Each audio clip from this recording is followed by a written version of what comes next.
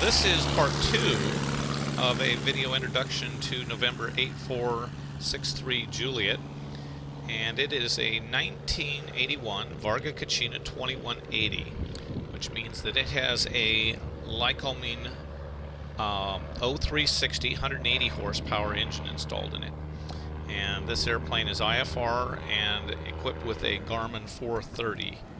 So in part 1 we looked at the instrument panel and the interior and the fuselage, and so in part 2 here we're going to look at the wings, the flight controls, the landing gear, the propeller and engine compartment. And then in part 3 we will look at operational stuff and flight performance. So let's get started with part 2 here. And now we'll do the left wing over on this side. We already pointed out the little area of non-skid that has been repaired at some point, just from too many people climbing up and down without being careful. And the skin on the top of this also looks good. The top section, we'll take a look at the wingtip here as we go around. Wingtip. And the bottom of the wing down here, tie downs outboard where they have good access to the tie down point. And that is the left wing. Now we'll do wings, and this is the right wing right here. And built almost identical except without non-skid on this side over here. Wing inspection covers that come off for access to the wing attach point, and inspection cover for access to the servicing of the landing gear, access for the fuel tank senders located in the inboard and outboard section. Flap is controlled from the cockpit, and of course important inspection item on these of course is the hinge location area. Vargas are not notorious for having a real high flap operating speed, and anybody who's done aerobatics with flaps out or anything like that, typically I've found several aircraft which have bent up the flap area just from overspeed on the flaps. Ailerons, big ailerons, real smooth in flight. This is a really docile handling aircraft. And fiberglass in good condition across the tip. And of course we've got strobe lights as well as nav lights on this aircraft. And leading edge, other than dusty, looks pretty good condition. Back to the fuel tank, and fuel capacity is 17.5 gallons per side. We're running 100 low lead in it. And a little scupper drain, I don't know if you can see back in there or not, but drain if you slop any little overboard scupper drain there that drains out all that so it doesn't get all over inside the wing. Easy access, nice to have a low wing airplane when fueling, and stall warning indicator right there. And so that's the right wing. And here we have the left main landing gear. Goodyear tires, Cleveland wheels and brakes, rotors in really good condition. I think those were recently replaced by the previous owner. And of course, I don't know if we can see brake pads in here, but the brake pads in this case right here are in excellent condition. They got lots of pad left on them, and lots of tread on the tire on this side here. So that is the left main landing gear. And now we'll do the right main landing gear. Once again, really good condition rotors. Brake pads with, I don't know if you can see that very good or not, lots of pad left on the brakes. Yeah, that's a little easier to see right there. And of course, lots of tread left on the Goodyear tires. There we go. And while we're down here, we'll just take a look at the belly of both wings so you can kind of get an idea of what's going on down there. Kind of hard to do with this little camcorder.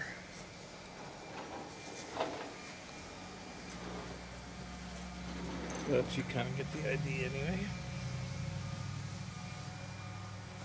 Okay, so that's the landing gear.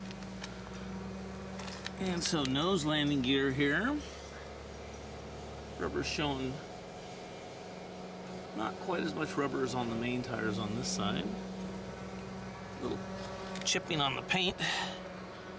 Shimmy dampener. It's recently been serviced. It takes servicing about every 100 hours on the shimmy dampener. Gasculator underneath, which we can see right there.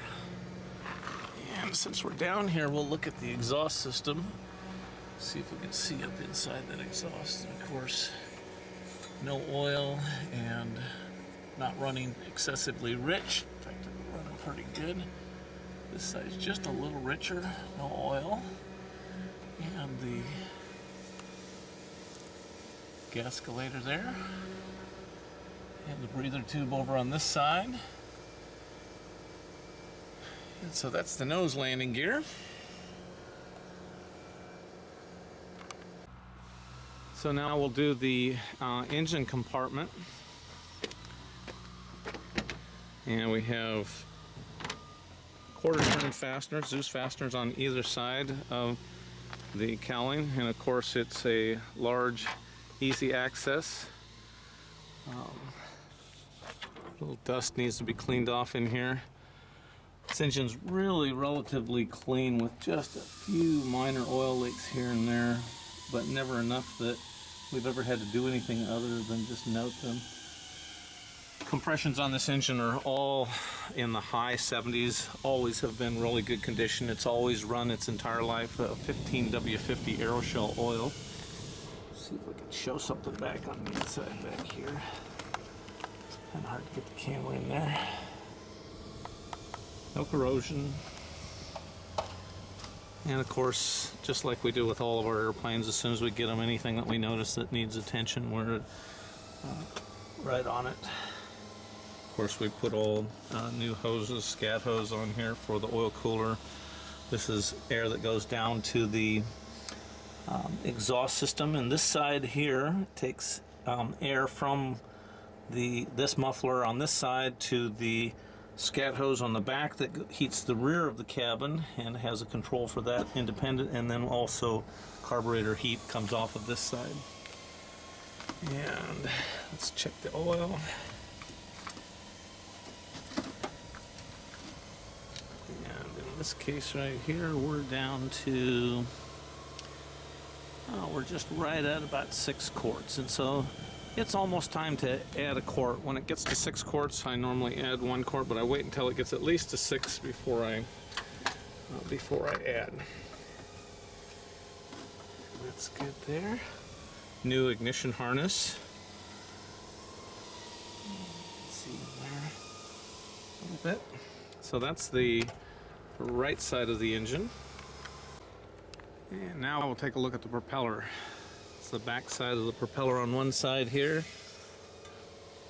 Paint has a tendency to get chipped off that after a little while, but no nicks at all. No damage in the leading edge of the prop. Take a look here real careful. Pretty good shape. Spinner's in excellent condition. And then the other leading edge here also. And the same condition of the paint on the back side. Probably about time to repaint that with some flat black.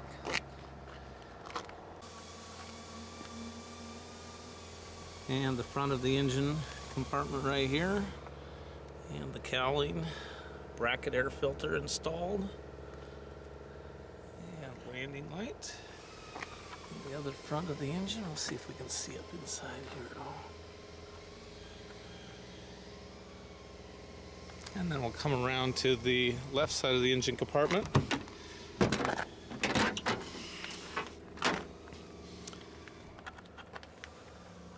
we can see some of that's the new pressure switch installed there that was just recently installed.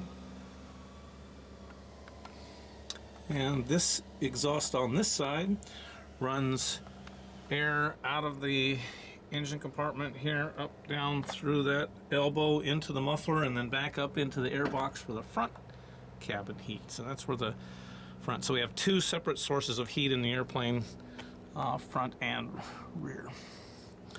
And it can be rerouted so that we're taking air off of this side and running it directly up, so that in the hottest of the summer you get fresh air coming in the cabin instead of cabin heat. And of course, once again, no oil leaks.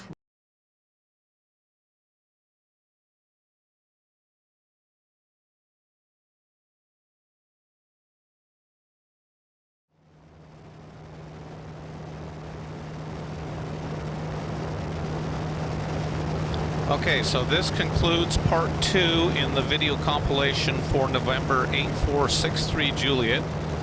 And in this video we looked at the wings, the flight controls, the landing gear, the engine, and the propeller. In the next part, part 3, we're going to take a look at a little bit of operational and flight performance characteristics.